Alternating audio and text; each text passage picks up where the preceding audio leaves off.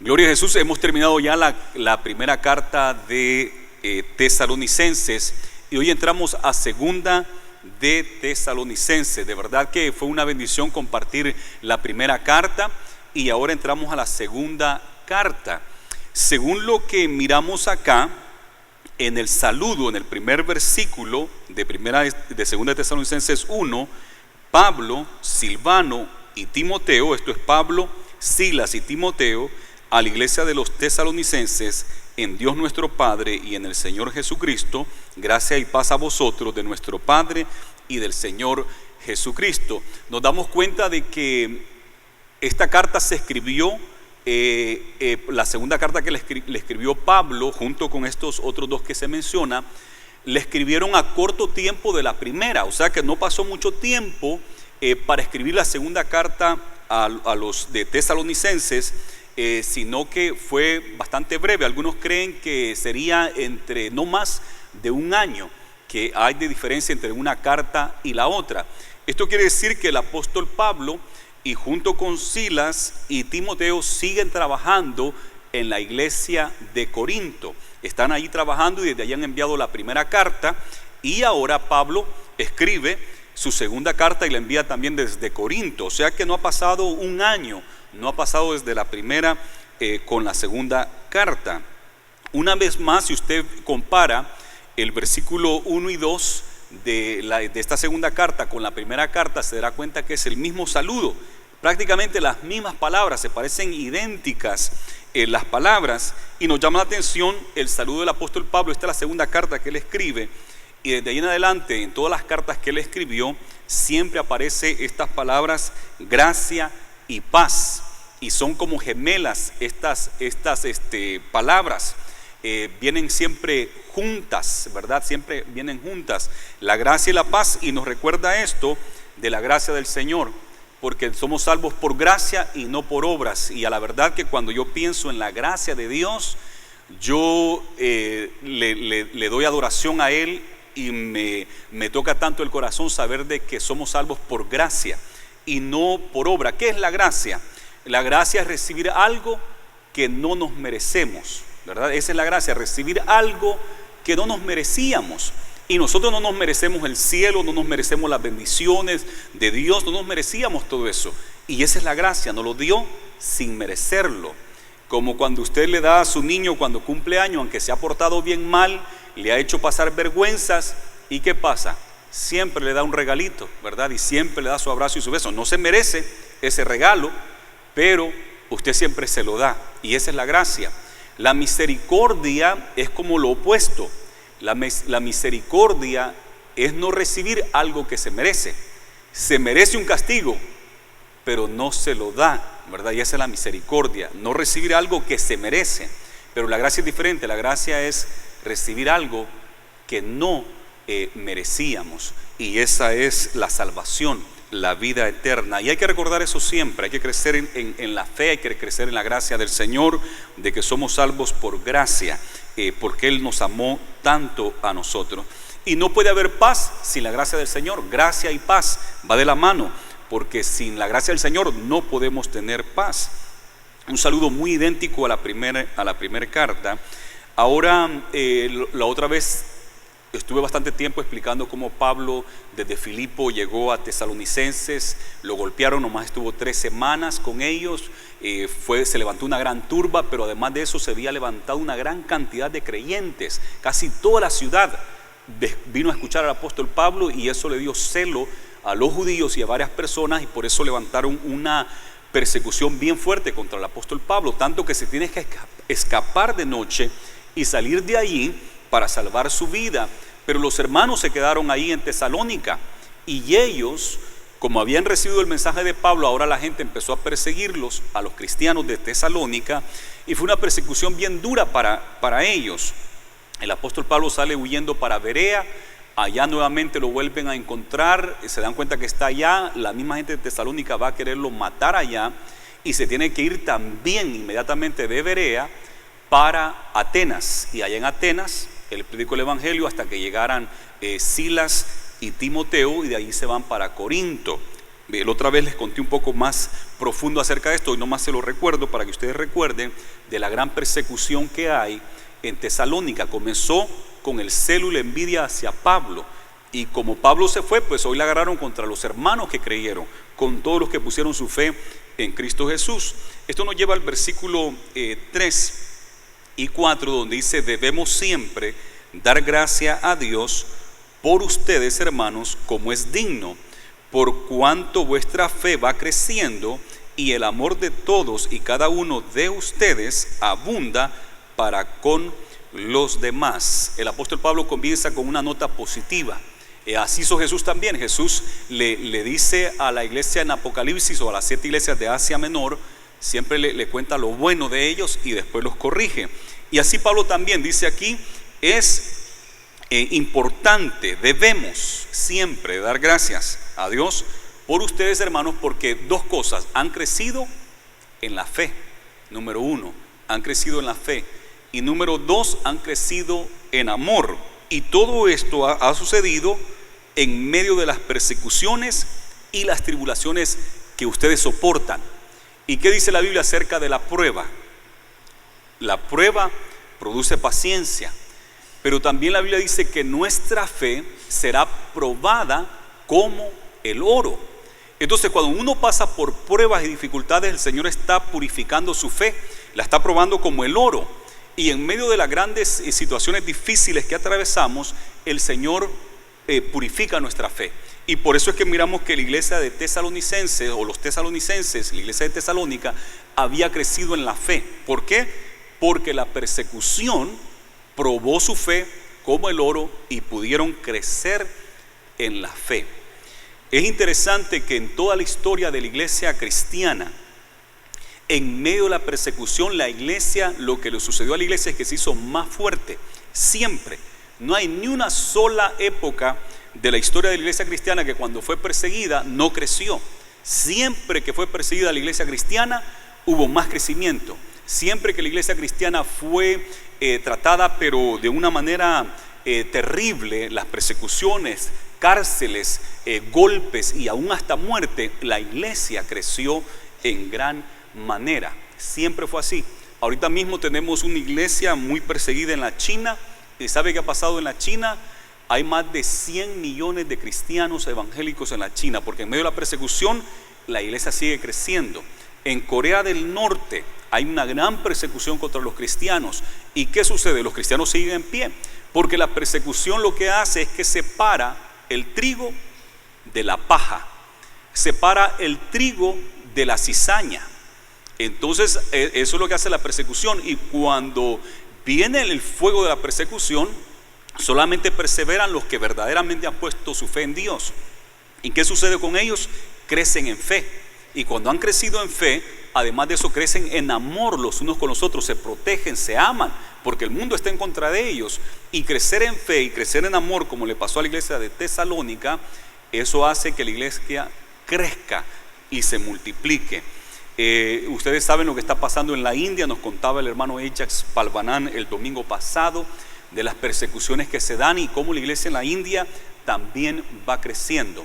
Nosotros como iglesia cristiana aquí en Estados Unidos no experimentamos tanto esa tribulación, pero hay cierta clase de persecución, y ustedes son testigos de cómo en el trabajo les hacen burla, cómo sus familiares les hacen burla, cómo los tratan.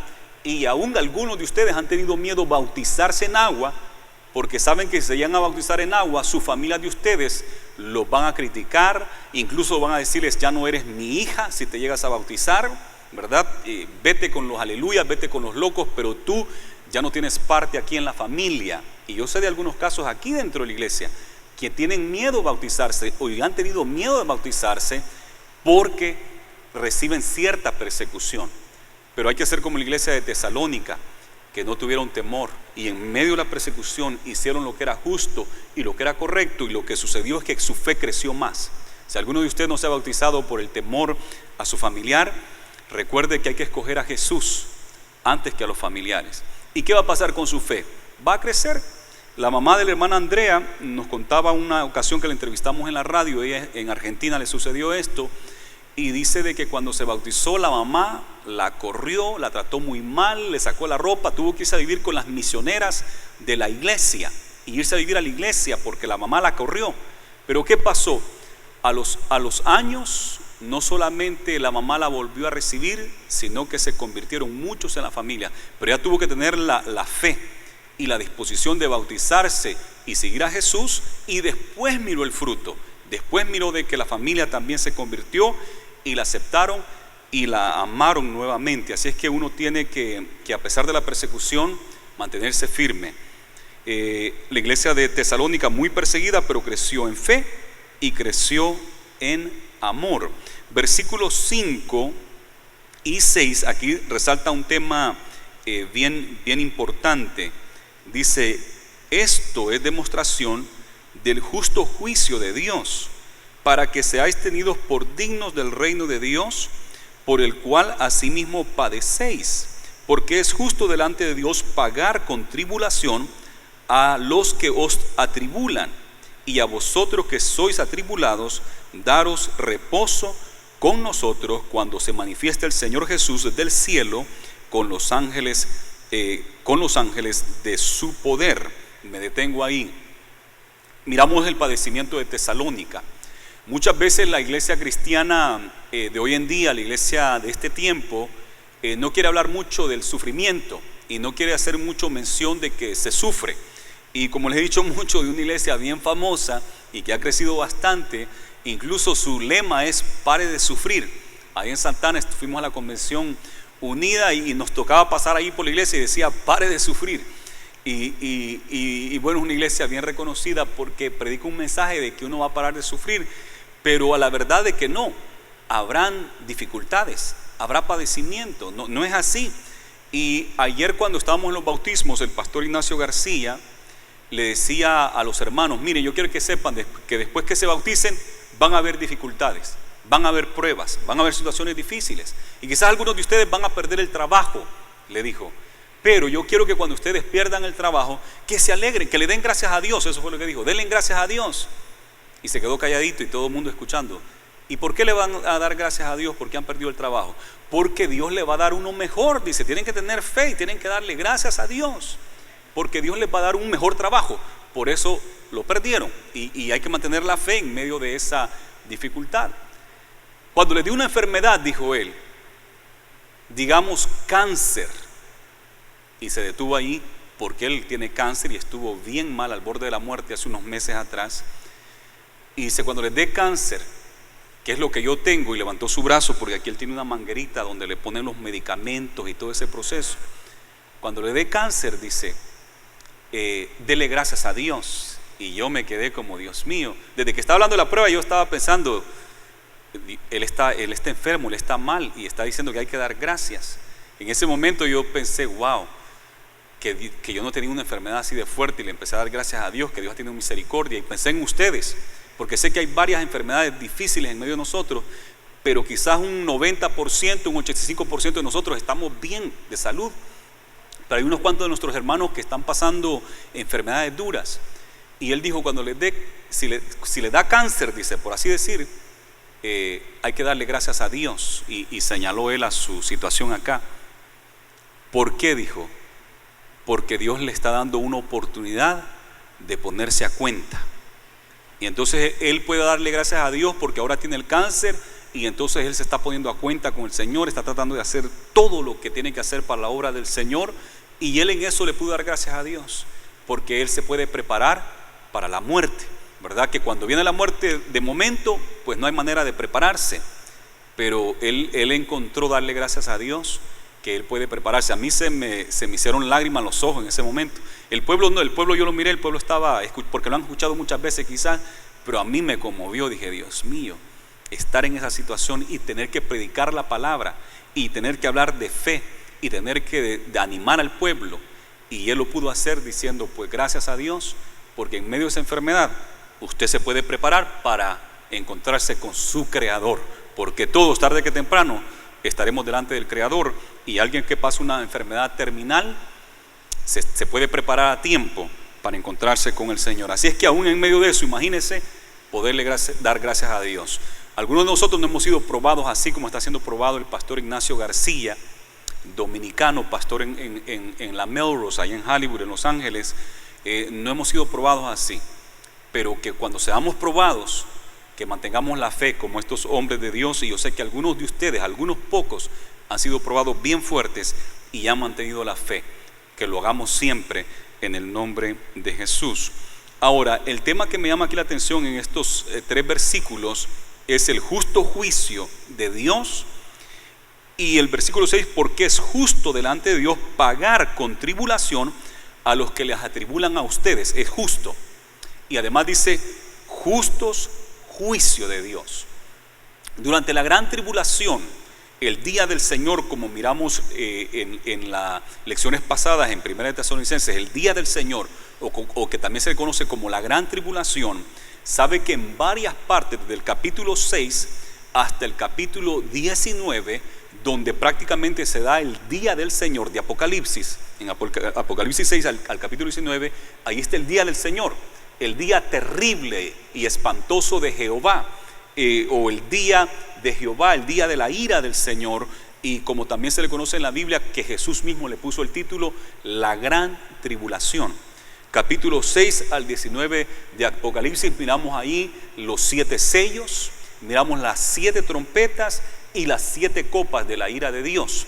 Pero en medio de de todos esos juicios del Señor, donde en la primera plaga muere 1/4 parte de la población. Si hoy en día estamos ahí arribita de 7 billones, casi 8 billones de seres humanos en el planeta Tierra, imagínense la 1/4 parte si fuera en este día la gran tribulación.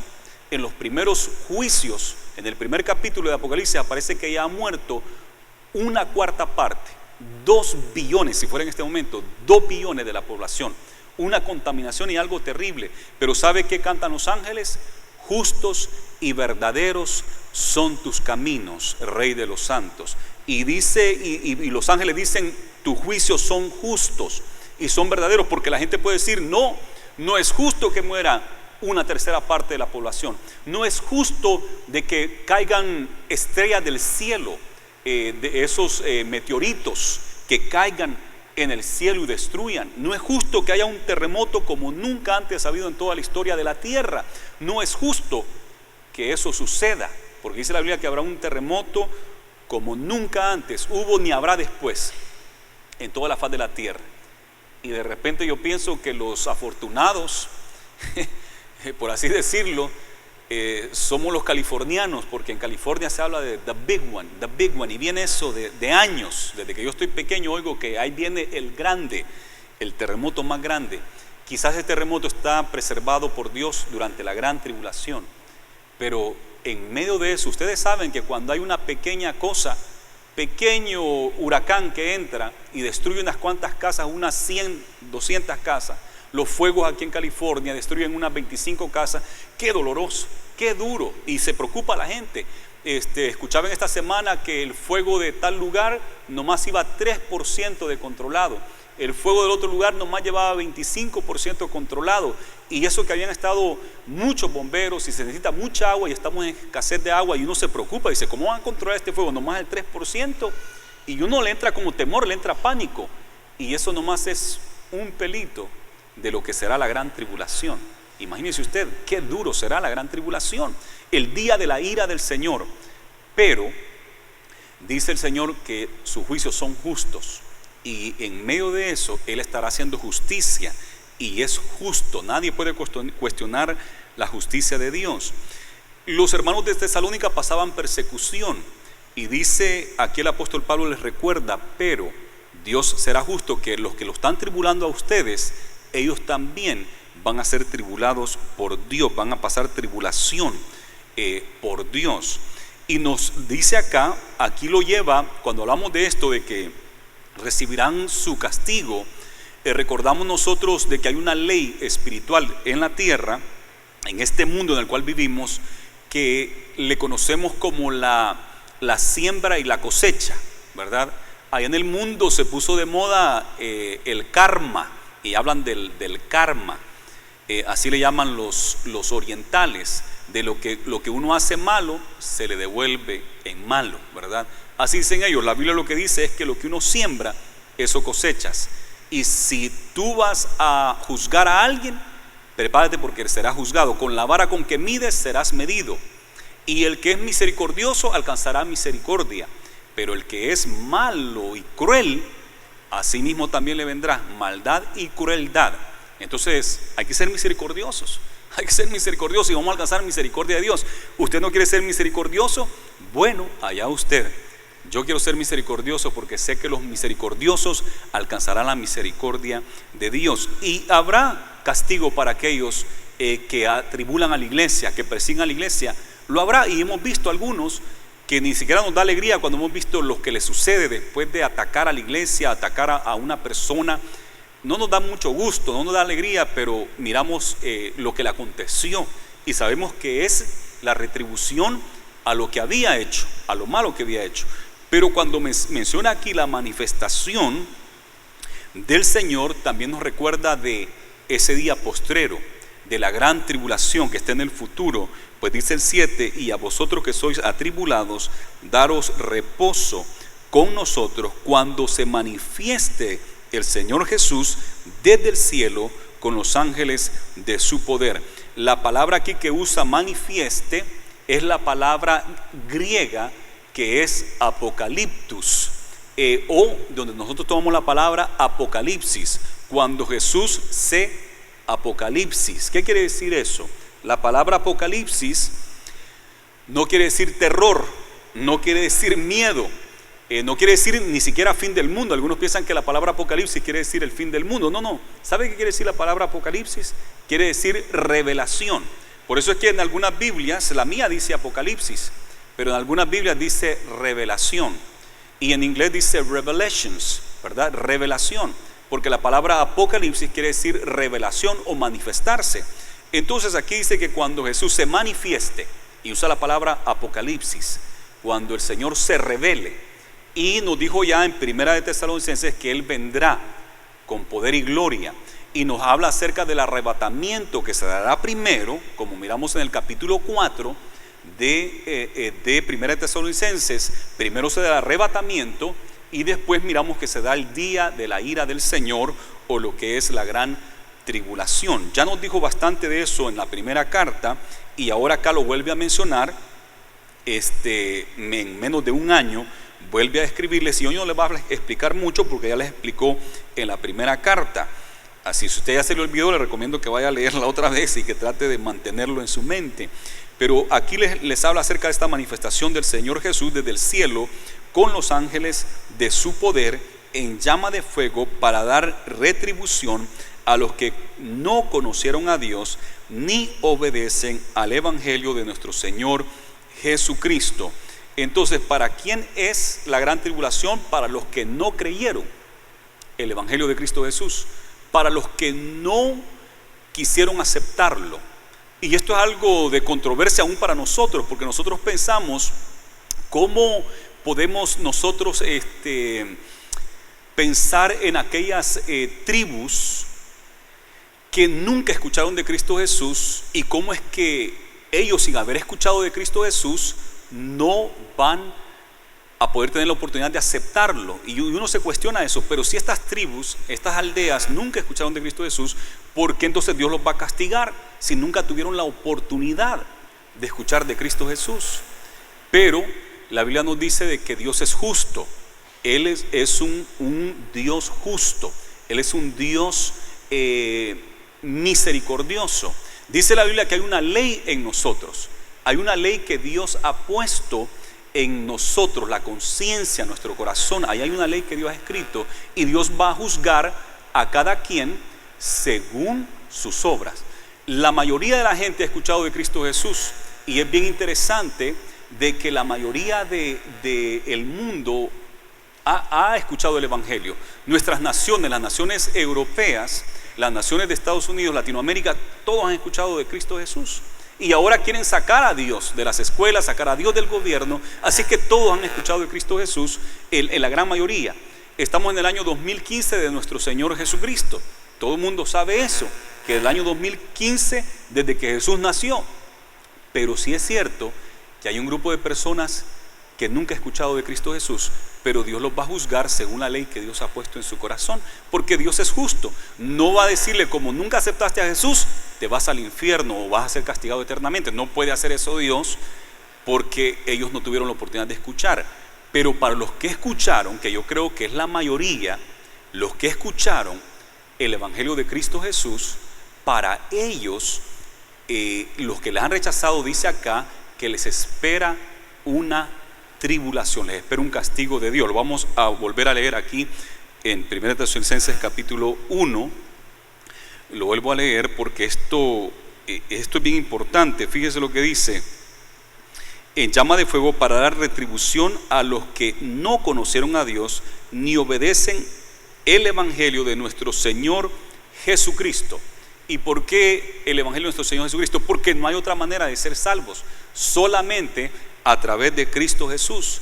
Solamente a través de Jesús es que podemos ser salvos, y la gente debe aceptar el Evangelio de Cristo Jesús. Y si no lo acepta, dice acá que le vendrá tribulación, le vendrá castigo de parte del Señor. El versículo 9: los cuales sufrirán pena de eterna perdición, excluidos de la presencia del Señor y de la gloria de su poder.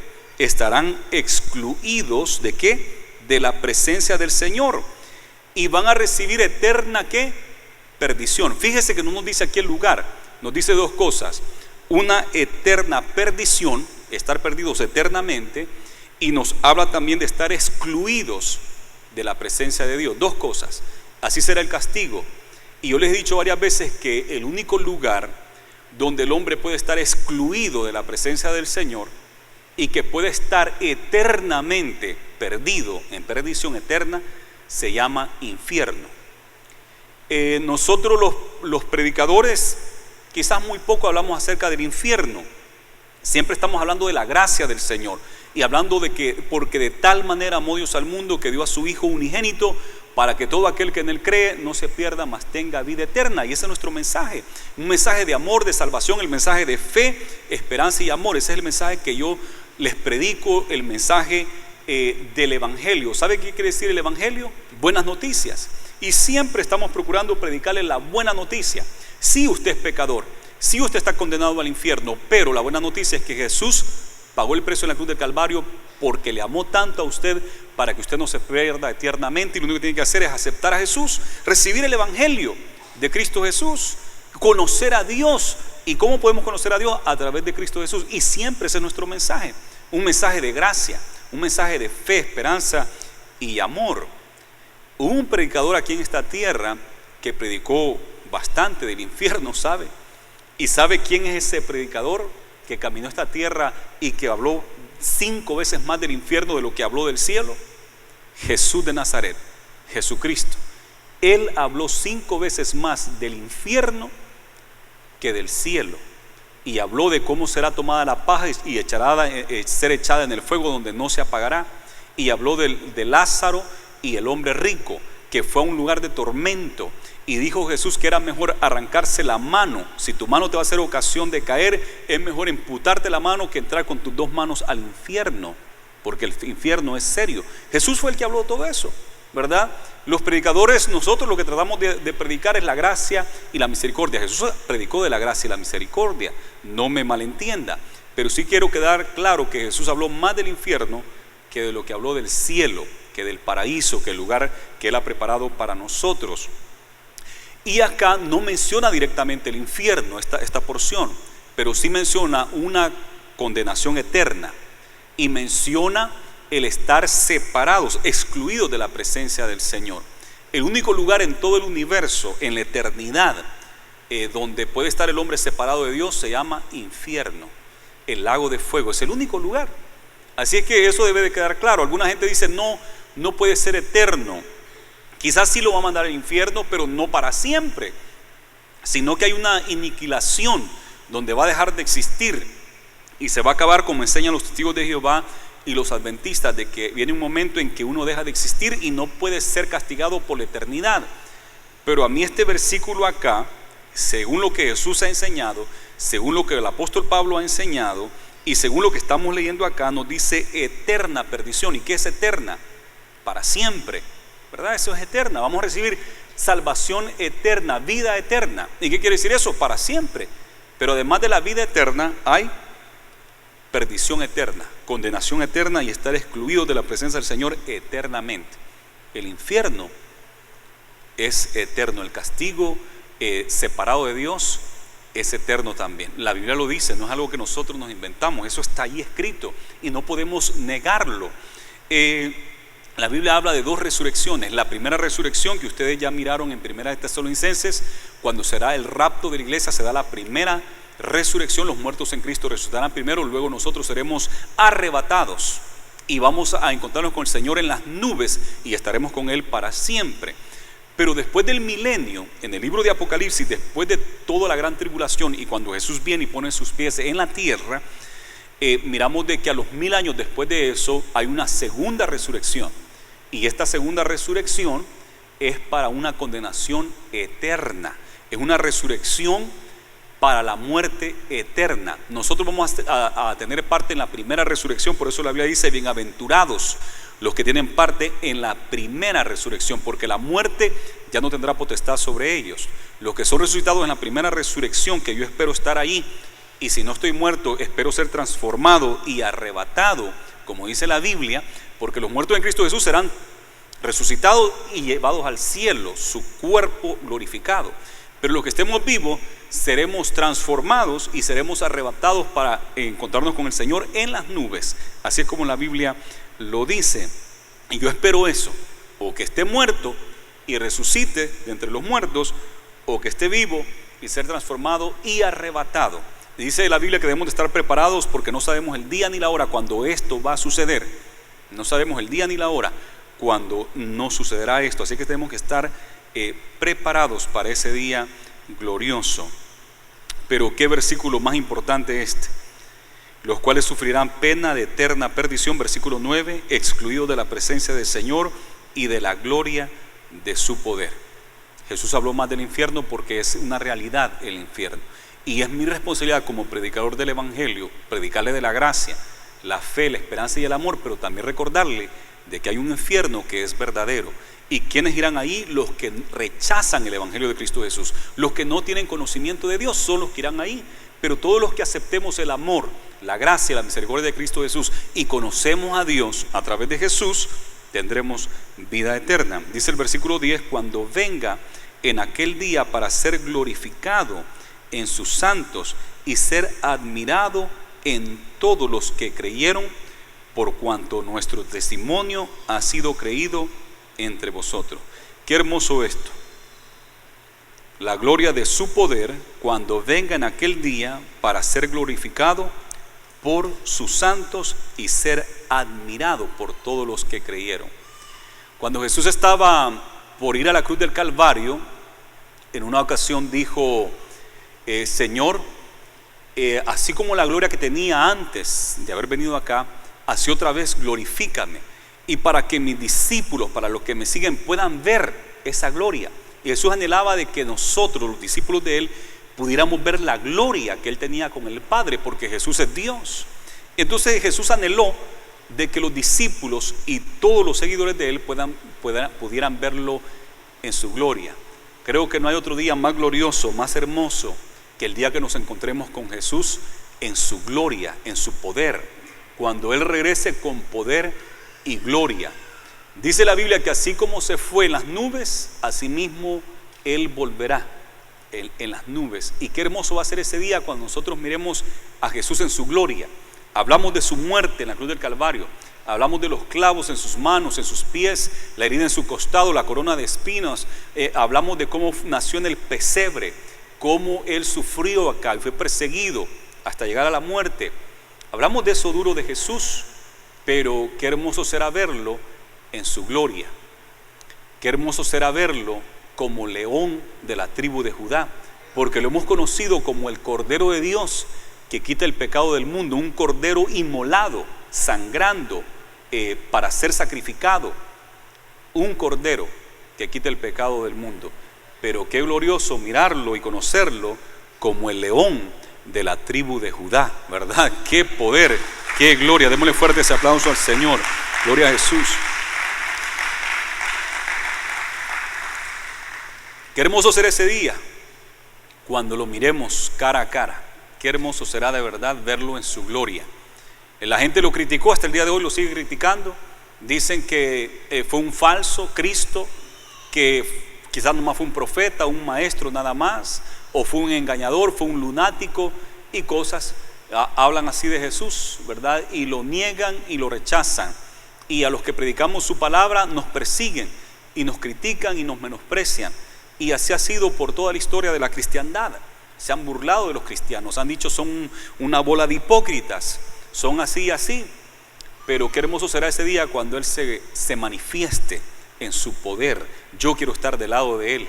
Yo quiero ser parte de su equipo, de su ejército. Yo quiero ser parte de los santos que regresan con Él a esta tierra, cuando Él pone los pies suyos en el monte de los olivos, cuando Él llegue de regreso a esta tierra. Qué hermoso va a ser eso, verle cara a cara cuando Él sea glorificado y exaltado delante de nosotros.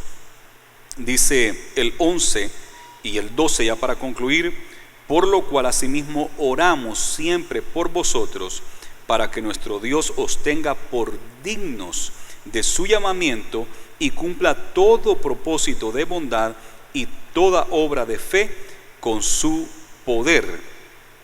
En los primeros versículos nos dijo, habló acerca de que eran dignos los de Tesalónica, daban gracias al Señor porque los hermanos, dice en el versículo 3, por vosotros hermanos como es digno, por cuanto vuestra fe va creciendo.